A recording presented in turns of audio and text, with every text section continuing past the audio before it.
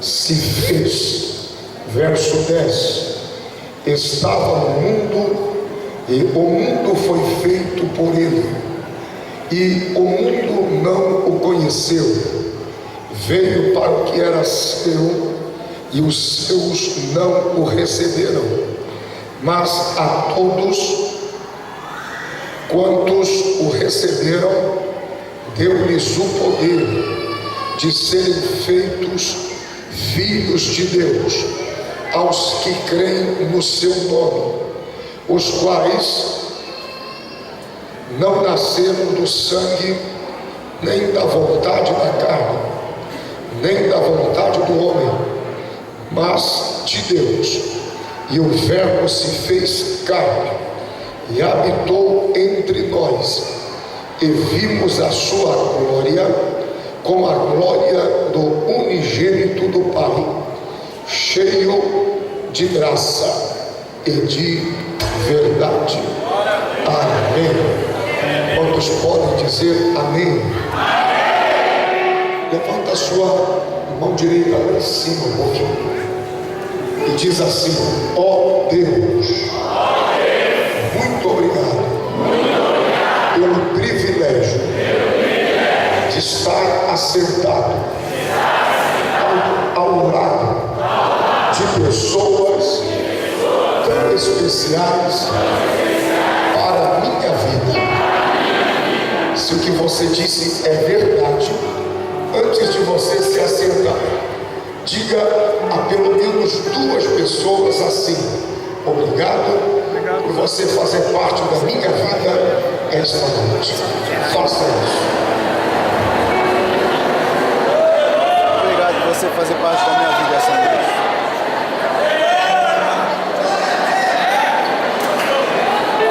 Obrigado por você fazer parte da minha vida essa noite.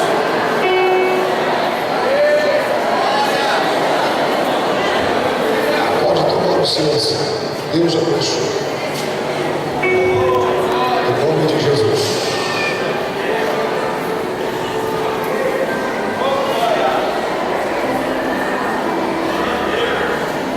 Queridos, eu estou muito feliz por estar aqui, feliz por ver a dimensão que esta obra tem tomado para a glória de Deus. Desde a última vez que estive aqui, vejo a mão do Senhor ajudando esta igreja. Calculo, pela experiência da palavra, que as lutas não têm sido poucas, têm sido muitas, mas é assim mesmo. A luta vem e passa, e aqueles que confiam no Senhor permanecem para sempre. Feliz por encontrar e rever Pastor Carlos, toda a sua equipe, a renovação que Deus está fazendo.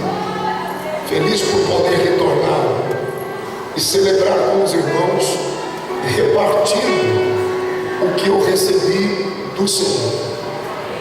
Talvez você não me conheça, mas de quem vou pregar esta noite, tenho certeza que você já conhece.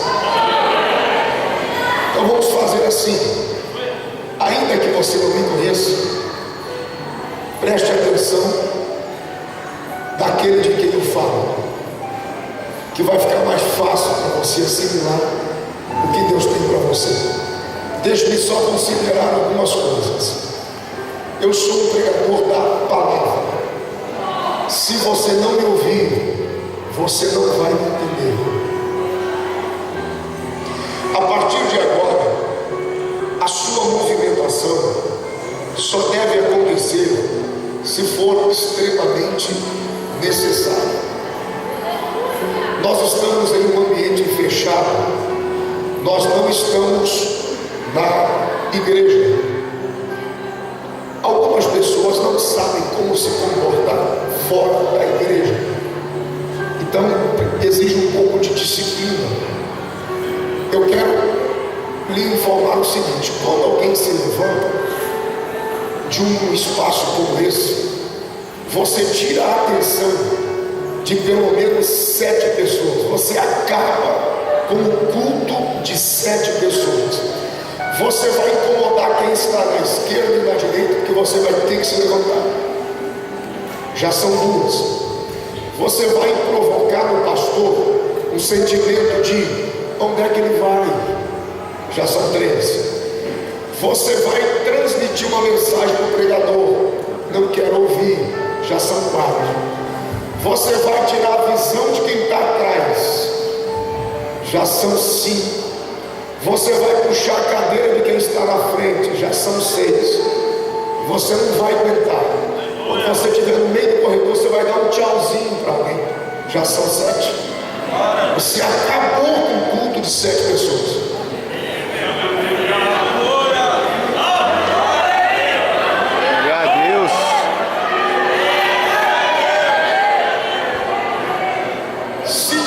Sair é natural.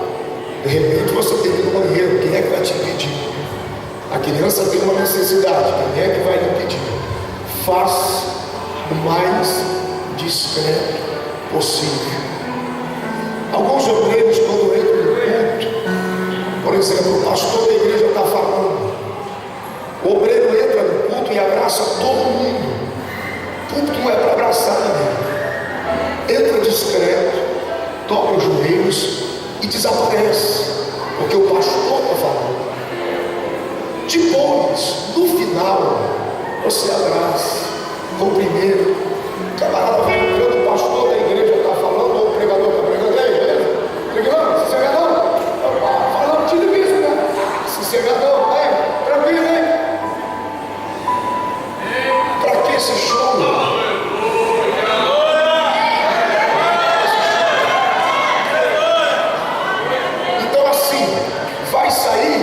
Tipo assim, some, desaparece.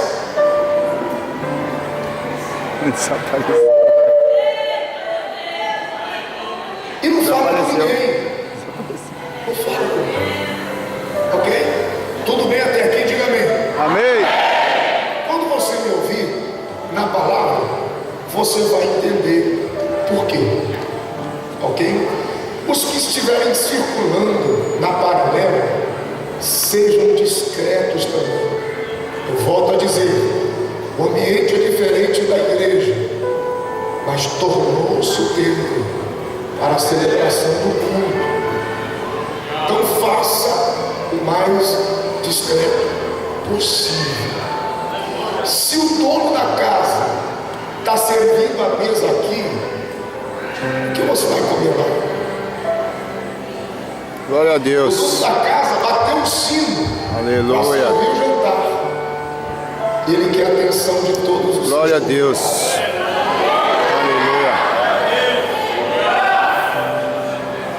Tem alguém aí para ouvir uma palavra? Diga amém. Amém.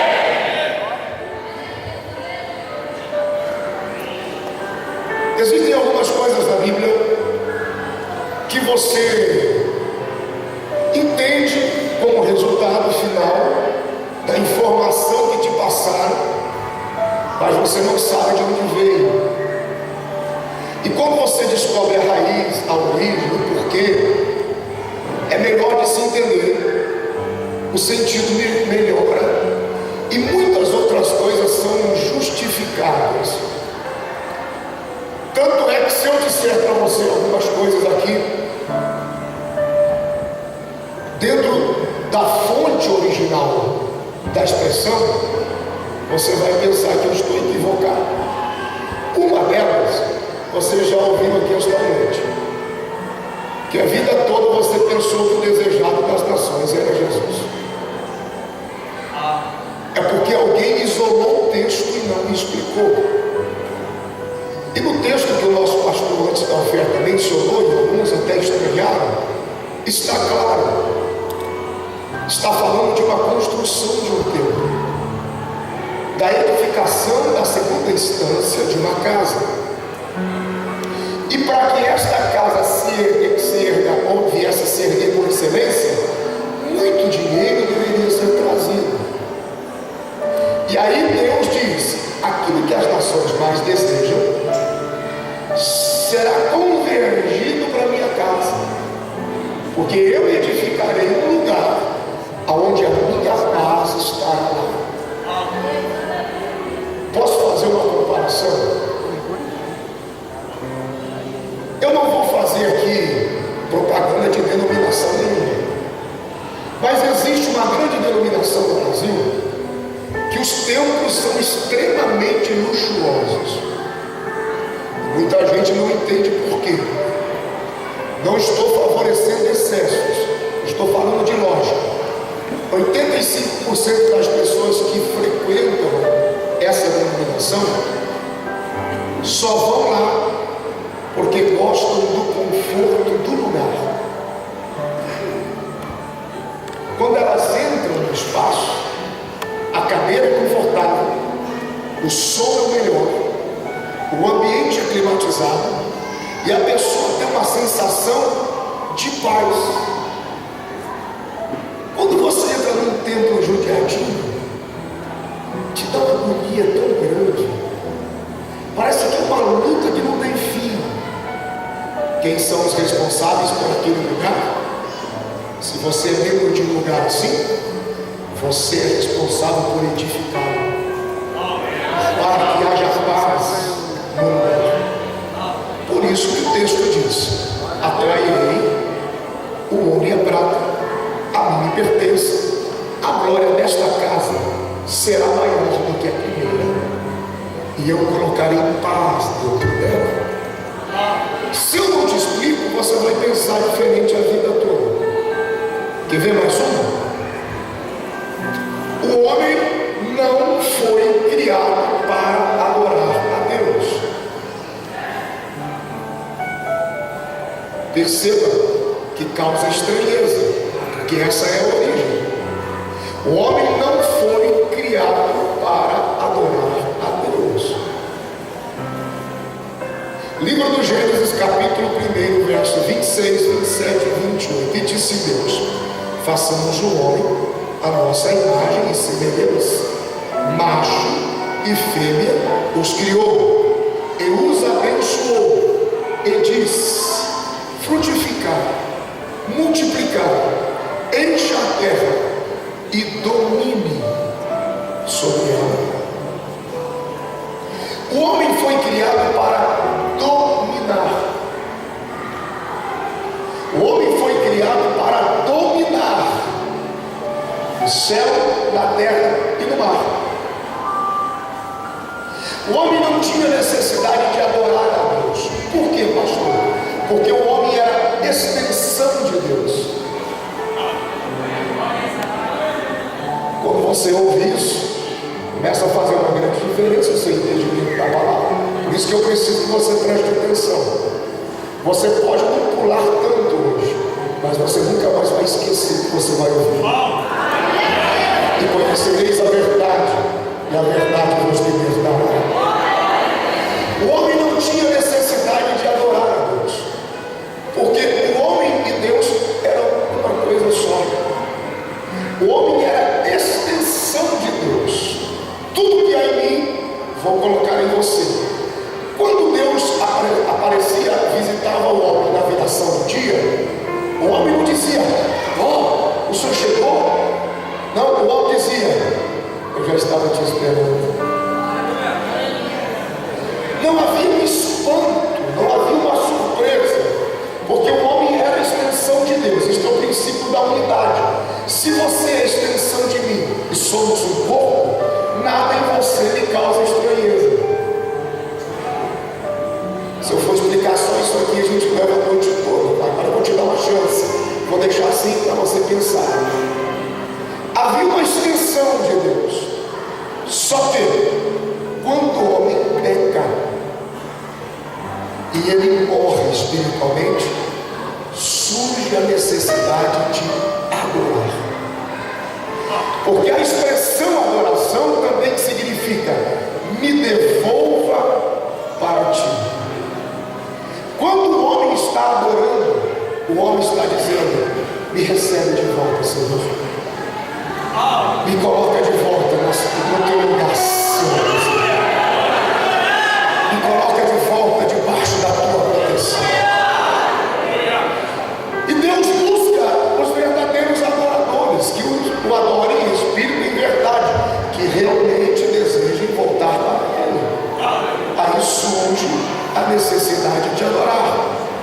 não te explico, você ficaria confundido.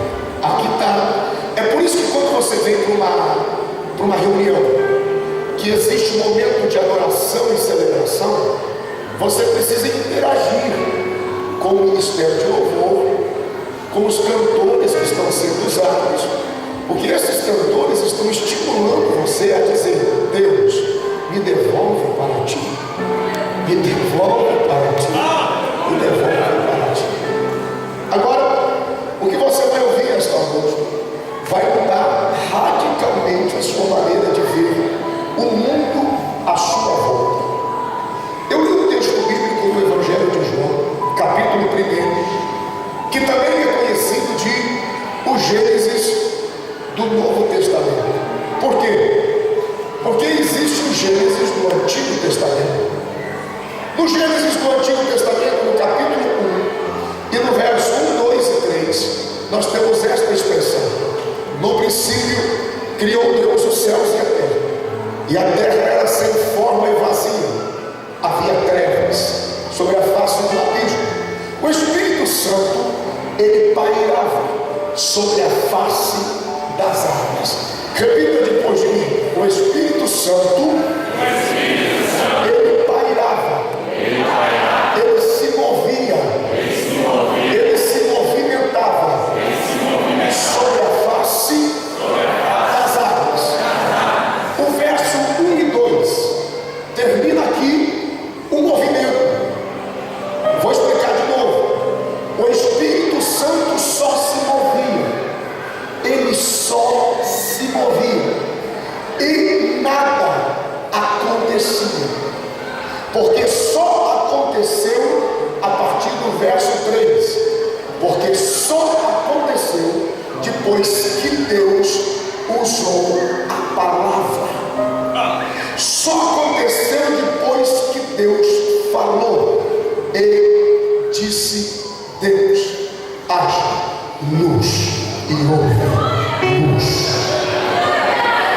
Aleluia. Duas verdades você já aprende aqui, não porque estou pregando, mas se terminássemos essa reunião agora e você realmente desse crédito à palavra de Deus, essas duas verdades que você está ouvindo revolucionariam a sua vida. Por quê, pastor? Primeiro, não importa o quanto você se movimenta, se você não estiver debaixo de uma palavra, você não vai. Aleluia. Glória a Deus. Se você não estiver debaixo de uma palavra, você não vai para lugar nenhum. Sou pentecostal, gosto da alegria pentecostal, só estou hoje muitíssimo cansado pelo peso dos últimos dias. Mas não importa o quanto você pula, não importa o quanto você chora, não importa o quanto você sobe e desce monte, se você não tiver uma palavra que seja luz para os seus pés, que seja lâmpada para o seu caminho, você não vai para lugar nenhum. Eu conheço uma multidão de gente, sobe monte, desce monte, rodopeia, profetiza, pula num pé só.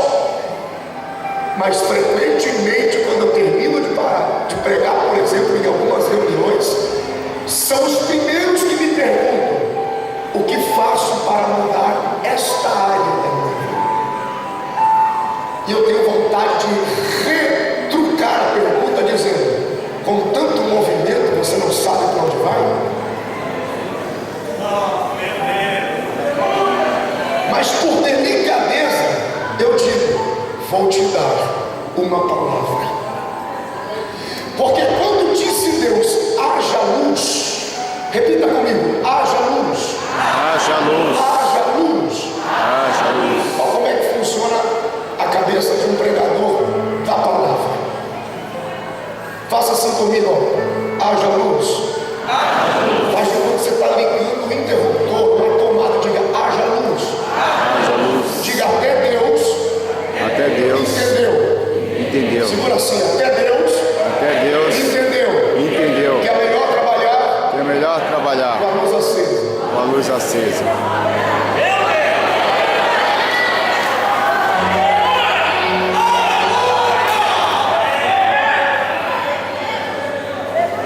A cara do Senhor, querido, acende a luz. Eu preciso entender o que você está fazendo. Eu não estou entendendo isso. Então eu prefiro falar para que você me entenda do que me movimentar ao ponto de você não entender nada. Acender a luz fala de firmeza, clareza, direção, foco, transparência. Eu sei para onde você está indo. Eu sei porque você faz. Eu sei porque você é. Eu sei porque você tem. O Senhor Jesus, o Deus Todo-Poderoso, quando Ele acende a luz, Ele consegue dizer: prefiro a terra firme, não quero as águas. Prefiro o dia, não quero as trevas. Não trabalho de noite, eu quero direção.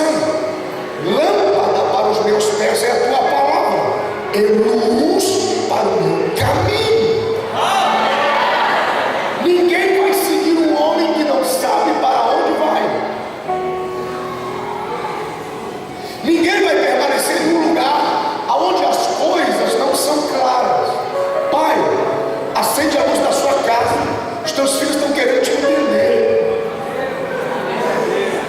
Ei, marido, acende a luz do teu relacionamento com a sua esposa. Sua esposa está querendo entender quem é esse homem que ela vive há tantos anos. Obreiro, acende a luz do teu ministério, para que você não fique patinando no mesmo lugar. Está na hora de avançar. Obrigado, Jesus. Esse é o Gênesis do Antigo Testamento. O Gênesis do Novo Testamento, semelhante à palavra, começa assim: no princípio era a palavra, e a palavra estava com Deus, e a palavra era Deus, e todas as coisas que foram feitas por causa da palavra, e sem a palavra nada do que foi feito poderia se fazer. E esta palavra era a luz dos homens. Veja que coincidência. Olharam para João e disseram: você é a luz. E João disse: não, eu testifico da luz. Mas quando Jesus surge na Galileia dos gentios, da além do Jordão, eles viram uma grande luz. Deus estava dizendo na terra: haja luz, e houve luz. E aquela luz fez separação entre as trevas. Ele veio porque foi Ele quem fez este mundo, mas o mundo não celebrou. Ele veio para o que era seu, mas os seus não receberam. Aleluia. Mas todos os que o receberam, todos, Ele deu-lhes o poder, deu-lhes o direito. Ele fez deles filhos de Deus. Aleluia. Se você entendeu até aqui, diga graças a Deus. Isso é o que você já sabia. Talvez você não sabia explicar, agora você sabe. Agora vem que talvez você ainda sabe, ainda conhece, mas não consegue explicar. Todos nós aqui, neste espaço, nascemos com um propósito.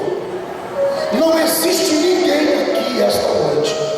Se é que se justifica eu classificar desta forma, deixa eu fazê-lo só como força de oratória, do menor ao maior, para justificar dentro de uma coerência, para que você veja a força de palavra. Nasceu com um propósito. É bem verdade que alguns ficam aquém do propósito, né? Deus colocou você pelo menos no mínimo para se manter vivo. Nem vivo você consegue se manter. Tem gente que fica aquém do propósito. Você tem que se manter no mínimo vivo. Mas todos aqui esta noite, do púlpito à porta, todos nasceram com o propósito de Deus. Deus é um Deus de propósito, e Deus não trabalha sem propósito. E uma das coisas incríveis da parte que vem de Deus é que Deus, Ele reparte o seu propósito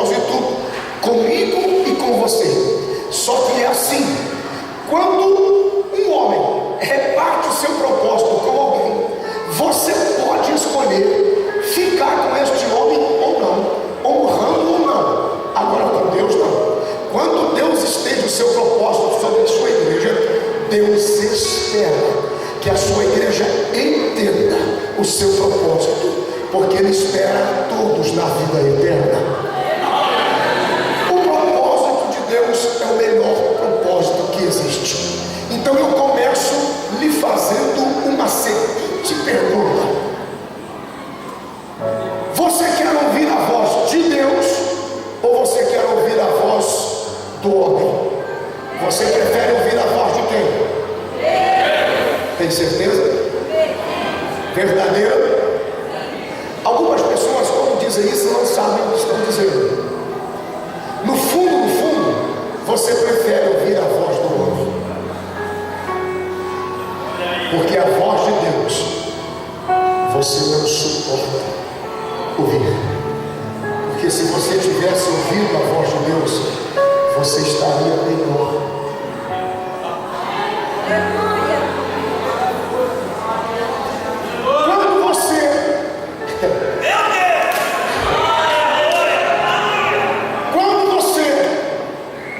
Quando você pertence a uma igreja e você deixa de participar da igreja, servindo a um departamento, participando, jovens, mulheres, homens, varões, missão, criança, dizimando, ofertando.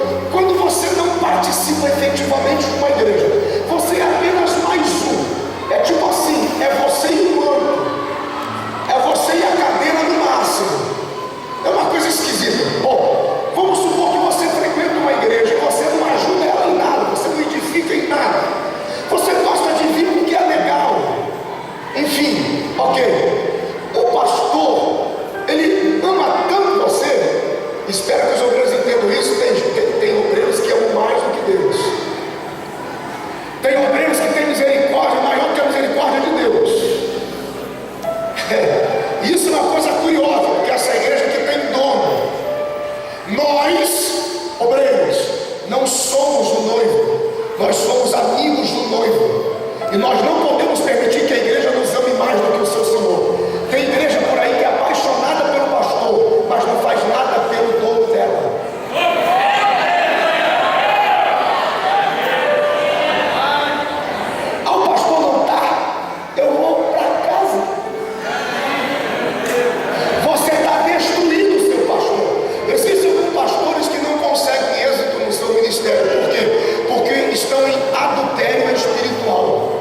E o que é isso, pastor? Estão amando a mulher de outro.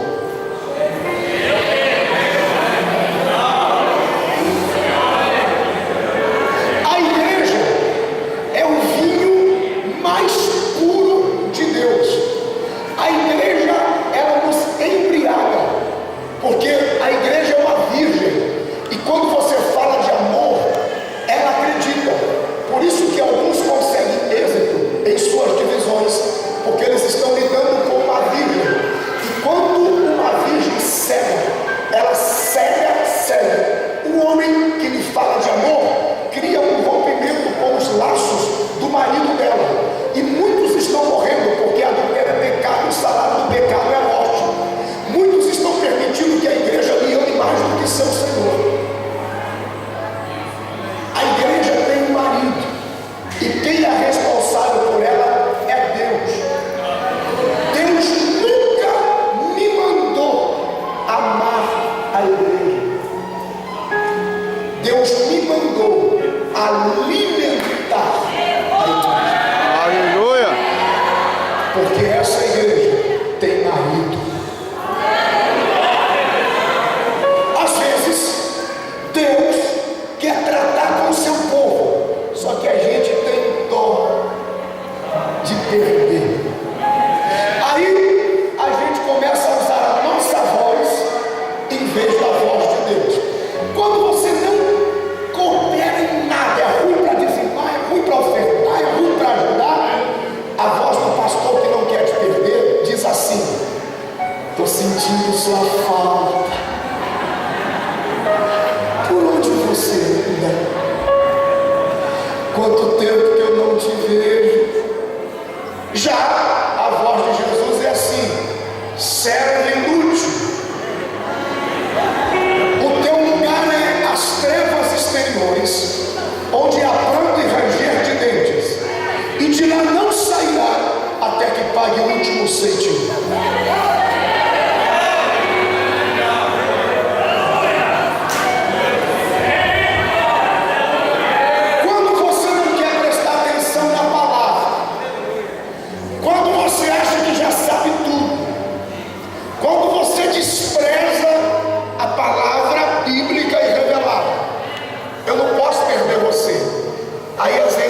tendencioso a dizer assim: ei, presta atenção, ei, olha aqui.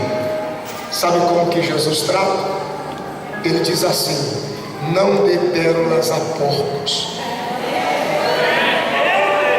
Não vale a pena dar o que não querem.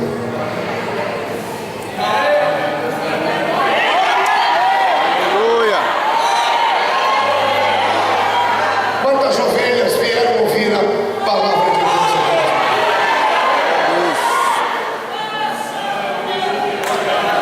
É a isso que você se compara quando você despreza a palavra. Você se compara a um porco.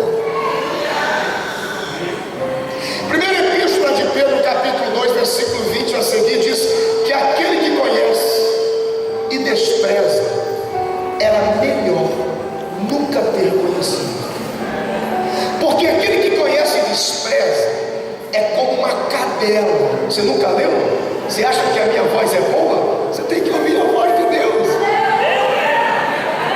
É como uma cadela que vomita e come o próprio vômito. É como uma porca lavada que depois de tomar banho volta a se revolver em seus próprios excrementos.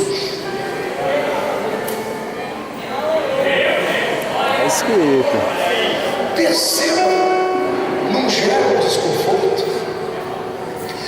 Por que, pastor, que eu sinto esse desconforto? A Bíblia diz que um semeador saiu para semear, e ele liberou uma semente à beira do caminho que, sendo desprezada pelos homens e pisada, veio uma ave do céu e a levou. Ele lança uma segunda semente sobre as rochas, as pedras.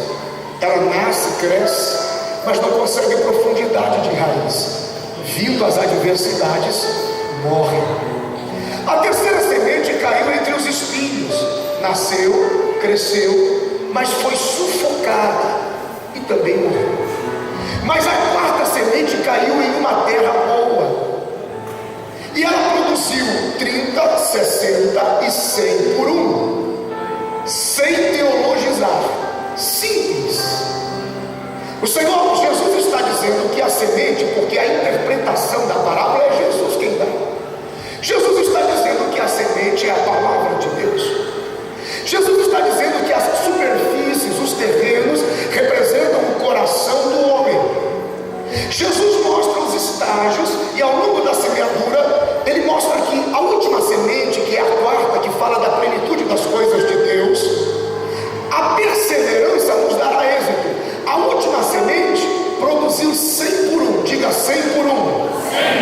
Jesus diz que a última semente é um coração bom, é uma terra boa. Quantos aqui têm um coração bom para a palavra? Dá um sinal lá em cima.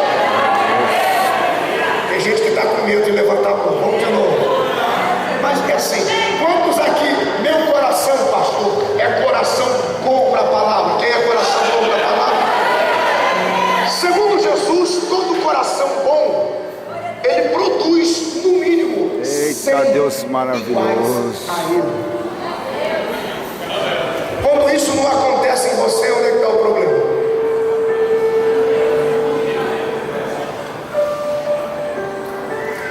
O problema não era o coração, porque todas as superfícies receberam a semente. Onde é que está o problema?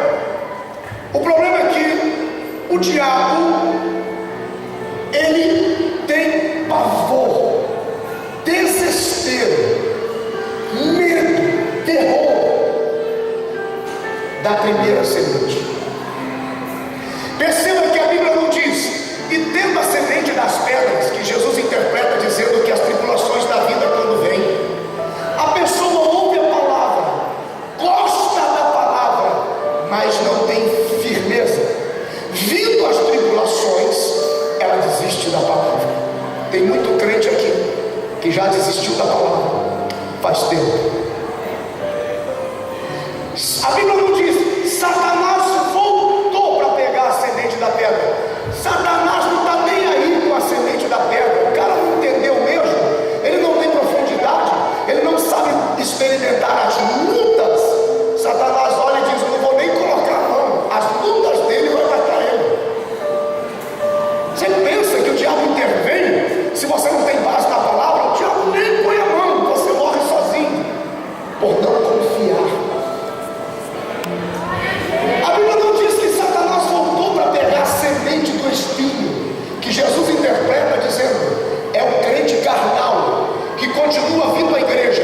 mas continua em adultério, continua mentindo, continua sem compromisso e caráter na sociedade, é falso na família, é falso na igreja, ele é embaraçado com as coisas dessa vida, Satanás nem põe a mão, o mundo vai tratar de destruí-lo, porque o mal por si só se destrói.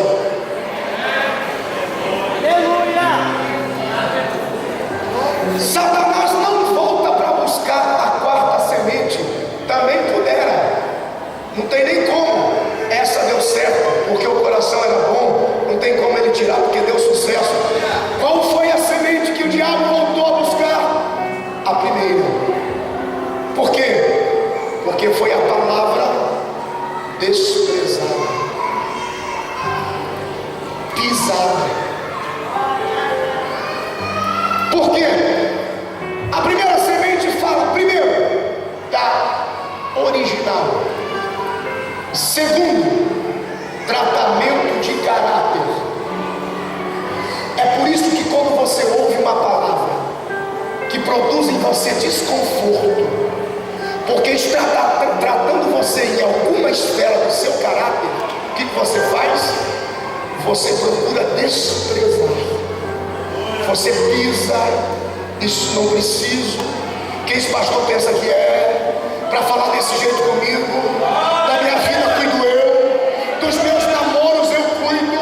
Fica visitando o tanque de Jacó com a cara lavada, com 5 homens nas costas, mais um amante amarrado, querendo mais um no tanque, achando que assim tá tudo bem, tá tudo certo. E aí começa a tratar o seu caráter, você despreza. Por que que o diabo rouba a palavra desprezada? Porque o diabo sabe que se você abraçar a palavra, a tua vida vai mudar para sempre, e ele nunca mais poderá destruir a sua casa. Quantos querem ver uma palavra que mudará a sua vida para sempre?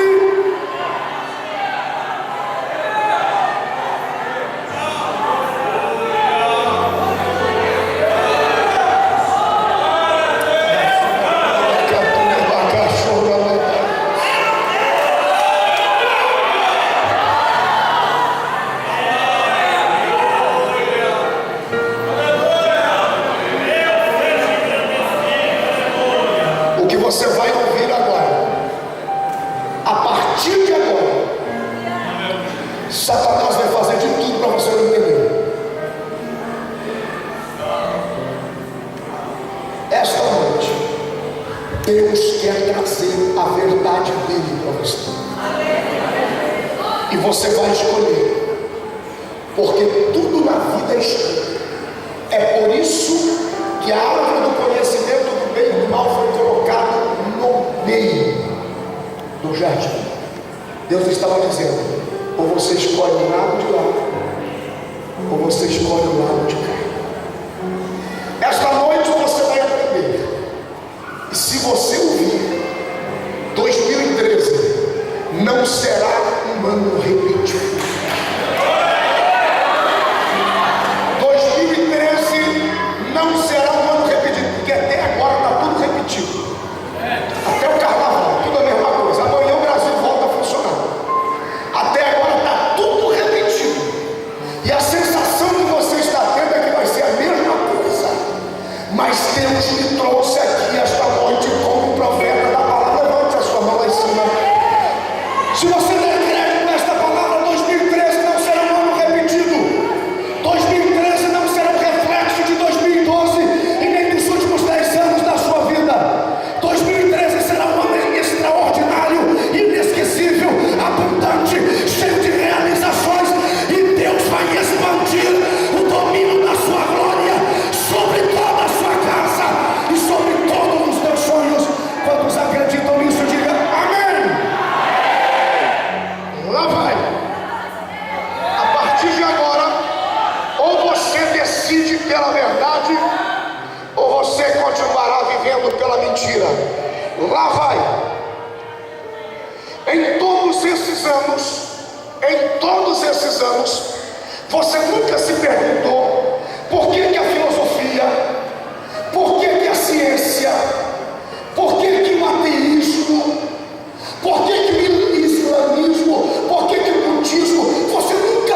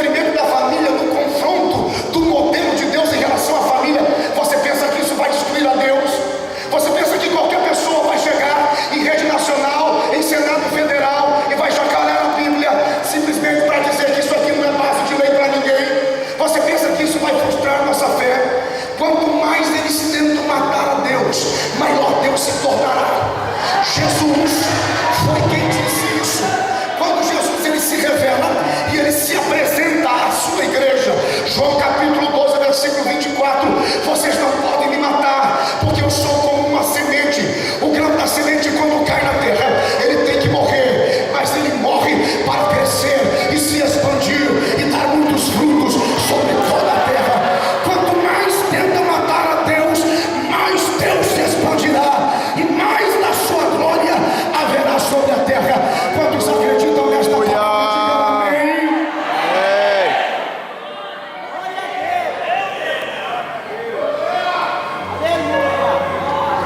Deus nunca quis levar o homem para o céu. Deus nunca quis levar o homem para o céu. Deus sempre quis trazer o céu para a terra. Deus sempre desejou expandir sua glória aqui.